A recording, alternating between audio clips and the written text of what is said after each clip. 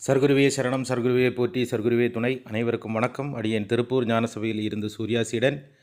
இன்று 15/9/2025 திங்கள்கிழமை அருள்மிகு சர்க்குரு பகவான் ஞானசபையில் அன்னதானம் நடந்தேறியது.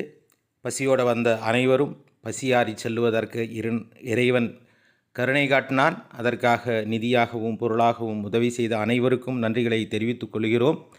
உறவுகளே, இன்று அன்னதானத்துக்கு காணிக்கையாக வந்து சேர்ந்தது 1920 ரூபாய். அனுப்பி வைத்த அனைவருக்கும் நன்றிகளை தெரிவித்துக் கொள்கிறோம்.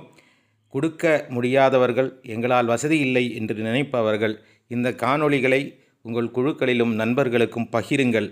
கொடுக்க மனம் இருக்கும் உயர்ந்த மனிதர்களிடம் இது சேரும் பொழுது சிரமமில்லாமல் இந்த செயலை நடத்தி செல்லுவதற்கு சபைக்கும் இறைவனுக்கும் காரணமாக அமையும்.